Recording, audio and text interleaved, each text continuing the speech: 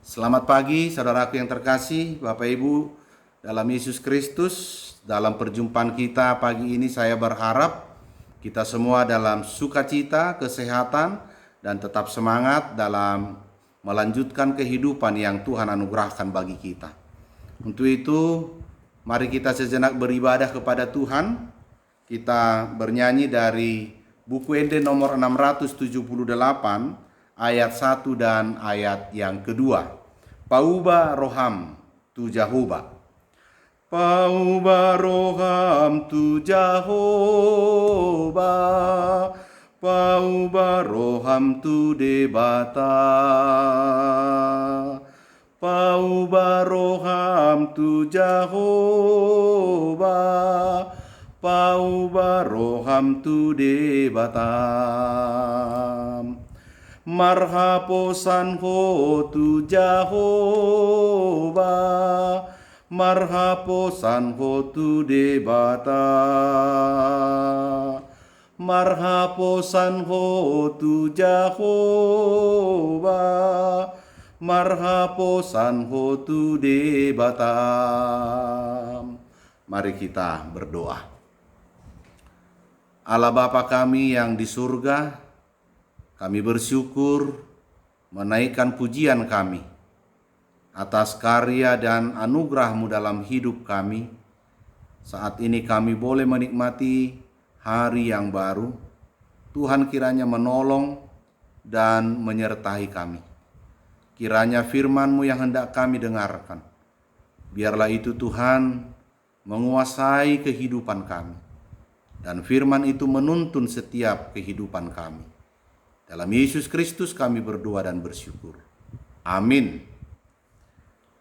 Firman Tuhan yang menjadi renungan bagi kita pada pagi ini dari kitab Yeremia pasal 26 ayat 13. Demikian firman Tuhan. Oleh sebab itu, perbaikilah tingkah langkahmu dan perbuatanmu, dan dengarkanlah suara Tuhan Allahmu, sehingga Tuhan menyesal akan malapetaka yang diancamkannya atas kamu. Dalam bahasa Batak Tuba, ope padinggak kamu ma dalam muna, dohot pabahenam muna. Jala tangihon hamuma suara ni Jehovah di batamunai. Asa marpangulahi rohani Jehovah taringot tuhamagoan. Naung nilubahon nai Tuhamu. Demikian firman Tuhan. Bapak Ibu Saudaraku yang terkasih, jika sekiranya perkataan dari ayat yang kita baca ini disampaikan kepada kita, atau jika ada orang yang mengatakan kepada kita, perbaikilah tingkah lakumu, tingkah langkahmu, perbaikilah perbuatanmu dulu, dan yang lainnya. Bagaimana reaksi kita? Apa tanggapan kita? Mungkin ada dari antara kita yang tidak dapat menerimanya, merasa tersinggung, dilecehkan, direndahkan.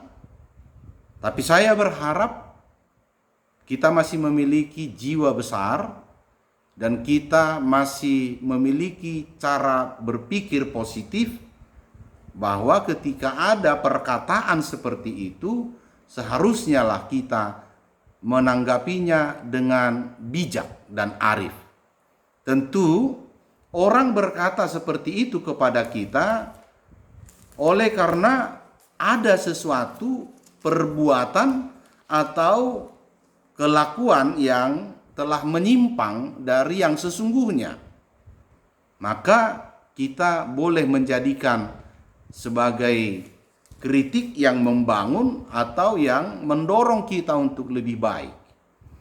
Saudaraku yang terkasih, dalam firman Tuhan yang kita baca pada pagi hari ini, Yeremia sebagai nabi yang diutus Tuhan harus menyampaikan pesan Tuhan kepada umatnya.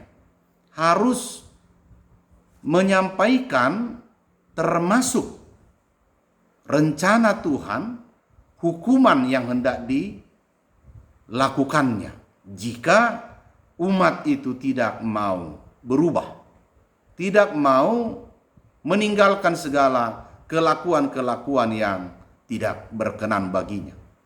Maka sebagai hamba Tuhan, nabi atau suruhan Tuhan, tentunya Yeremia menyampaikannya.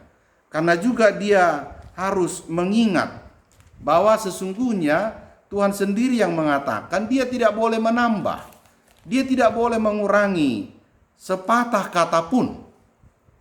Tentunya apa yang Tuhan katakan harus sampai. Yang pertama dari sini kita harus belajar dari Yeremia. Dia seorang yang bisa dipercaya, menyampaikan pesan, message kepada orang-orang yang dituju. Terus kemudian apa yang kita lihat dari nas ini, saudaraku yang terkasih, setelah Yeremia menyampaikan firman yang Tuhan pesankan itu, agar mereka bertobat, agar mereka berubah atau menyesal, supaya malapetaka yang direncanakan Tuhan tidak jadi atau dibatalkan. Tentunya seperti yang saya katakan tadi, di antara mereka yang mendengar ada atau banyak yang tidak menerima, yang tidak dapat memahami bagaimana Yeremia menyampaikan itu sebagai pesan Tuhan. Mereka mengira bahwa itu adalah hanya perkataan Yeremia saja, sehingga mereka bereaksi yang negatif. Apa yang terjadi? Yeremia mereka tangkap dan Yeremia hendak dibunuh. Namun sebelum ayat ini, Bapak Ibu Saudara yang terkasih, apa yang kita lihat, apa yang dikatakan oleh Yeremia pada ayat 12. Tetapi Yeremia berkata kepada segala pemuka dan kepada seluruh rakyat itu, katanya, Tuhanlah yang telah mengutus aku supaya bernubuat tentang rumah dan kota ini untuk menyampaikan segala perkataan yang telah kamu dengar itu. Tuhanlah yang telah memerintah aku. Sehingga dia sampaikanlah apa yang kita baca pada ayat 13. Mereka harus berubah. Mereka harus menyesal. Mereka harus meninggalkan segala perbuatan-perbuatan yang tidak baik di mata Tuhan. Bapak Ibu Saudaraku yang terkasih, ada 3 hal yang kita lihat apa yang harus mereka perbaiki. Apa yang mereka harus rubah. Tentunya kita lihat tadi, perbaikilah tingkah langkahmu, perbaikilah tingkah lakumu. Kita mungkin juga tidak terima kalau ada orang di hadapan kita atau kita melihat seseorang bertingkah di luar kewajaran, berbuat sesuatu yang bertentangan dengan norma-norma yang ada. Maka kita tegur, perbaiki, rubah itu. Tingkah langkah, tindakan yang dilakukan baik sadar atau tidak sadar. Yang kedua, mereka harus memperbaiki atau dikatakan tadi perbuatanmu. Walaupun sebenarnya ini sama tingkah langkah dan perbuatan. Tapi perbuatan itu lebih spesifik lagi. Kelakuan, perkataan, dan masih banyak lagi. Ini harus mereka rubah atau perbaiki. Kegagalan menerima keselamatan sering disebabkan pola laku dan tingkah kita yang tidak baik atau tidak berkenan di hadapan Tuhan. Walaupun kadang manusia banyak tidak menyadarinya, merasa diri benar, merasa dia selalu pada jalur yang tepat. Tentunya sikap dan tindakan kita harus mencerminkan kehendak Tuhan. Sehingga harus dirubah jika tindakan atau tingkah langkah, perbuatan tidak sesuai dengan yang Tuhan mau. Saudaraku yang terkasih, hal yang ketiga yang hendak mereka perbaiki yaitu dan mereka mau menyendengkan telinganya mendengarkan suara Tuhan. Di saat ini menjadi relevan dalam hidup kita. Telinga yang Tuhan berikan, apakah kita lebih jeli mendengarkan suara Tuhan atau suara dunia ini? Tapi lewat renungan kita, sebagaimana Yeremia menyampaikan itu ke tengah-tengah umat Yehuda, saat ini firman ini tertuju kepada kita. Dengarkan suara Tuhan. Kita tahu, saudaraku yang terkasih, ada banyak suara yang setiap hari masuk ke telinga kita, baik itu yang baik, apakah itu yang jahat, apakah itu berita sukacita, apakah itu berita yang menjengkelkan. Tapi bagaimana kita memprioritaskan suara Tuhan di atas semua suara-suara yang kita dengar? Tentunya pendengaran kita pun harus dilatih. Tidak otomatis kita tanggap dengan suara Tuhan. Harus dilatih dan terus dilatih. Untuk itu, jika kita bercermin dengan kehidupan akhir-akhir ini, banyak hal yang terjadi di tengah-tengah masyarakat kita yang kadang mengejutkan kita. Banyak perbuatan-perbuatan yang sudah sangat jauh melanggar firman atau perintah Tuhan. Baik dalam hal kehidupan sesama, banyaknya kekerasan, tindakan-tindakan penganiayaan. Juga dalam kehidupan kesejahteraan, banyaknya sekarang kemelaratan. Sebagaimana yang telah kita dengarkan khotbah-khotbah pada minggu-minggu kemarin, bahwa banyak orang yang hanya memikirkan dirinya sendiri, yang tidak peduli dengan kesusahan orang lain. Atau mungkin juga dalam pergumulan kita kesehatan, betapa banyaknya sekarang masyarakat kita yang jauh dari yang diharapkan. Secara khusus suasana yang sedang kita hadapi, pandemik COVID-19. Apa sesungguhnya yang harus kita lakukan? Maka Tuhan berbicara lewat alam. Tuhan berbicara lewat peristiwa. Tuhan berbicara lewat segala hal yang kita alami. Mari saudaraku yang terkasih, firman ini pertama kepada kita masing-masing. Perbaikilah tingkah langkahmu, perbaikilah perbuatanmu, agar kita hidup di dalam kebenaran Tuhan. Kemudian saudaraku yang terkasih, harus kita renungkan benar-benar dan betul-betul kita memberikan diri untuk melakukan perubahan. Walaupun saya tahu, saya percaya kita sering menghadapi persoalan di dalam hidup ini. Mengapa kita sulit berubah? Mengapa kita sulit bergerak atau bergeser dari kebiasaan-kebiasaan yang lama? Ada beberapa hal yang sering kita lihat. Orang menolak perubahan ini menurut John Maxwell.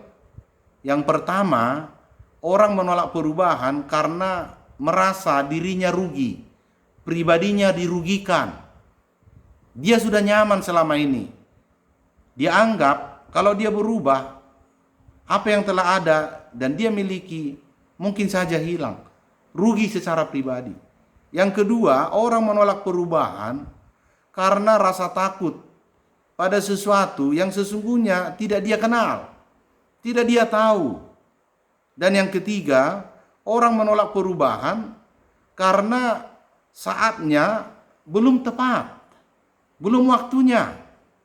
Tapi hari ini menurut saya dari firman Tuhan harus kita katakan, hari ini juga kita harus berubah.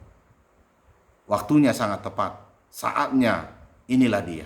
Dan yang keempat, orang menolak perubahan karena kebiasaan, karena tradisi. sulitnya merubah suatu kebiasaan, Bapak Ibu Saudara terkasih. Tapi hari ini Tuhan mengajak kita agar memperbaiki segala hal yang tidak baik, tidak benar. Agar kehidupan kita menjadi disukai oleh Tuhan atau disukai oleh saudara-saudara kita, terlebih hidup kita berkenan bagi Dia. Kiranya hari ini kita sungguh-sungguh mau melakukan hal-hal yang baik, dimulai dari diri sendiri dan tentunya akan tersalur, tercermin kepada banyak orang. Tuhan menguatkan kita. Amin. Mari kita berdoa. Terima kasih Tuhan atas firman-Mu yang telah menyapa kami di pagi hari ini. Sungguh Tuhan, kami merasa bahwa benar firman-Mu menjadi cambuk bagi kami masing-masing. Betapa hidup kami sering melanggar dan menyimpang dari kemauan Tuhan.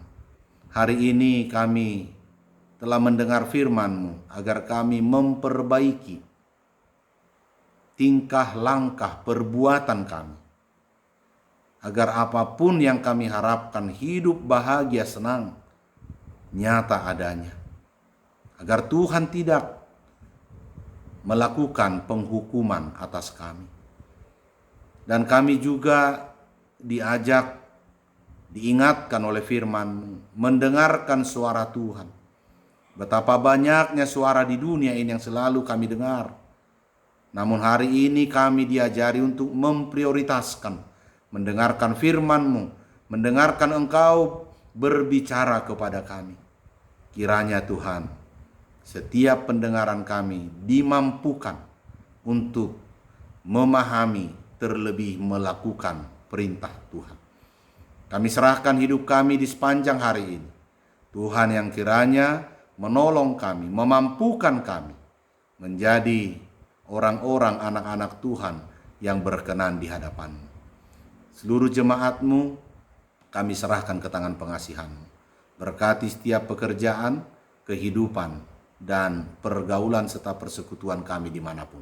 Ampuni segala dosa kami Tuhan, agar kami layak menerima berkat-Mu. Dalam Yesus Kristus kami berdoa dan bersyukur. Anugerah Tuhan kita Yesus Kristus dan kasih Allah Bapa serta persekutuan dengan Roh Kudus menyertai saudara sekalian. Amin. Selamat berkarya, selamat bekerja. Kiranya setiap yang kita lakukan berkenan bagi Tuhan. Tetap jaga kesehatan dan semangat. Horas.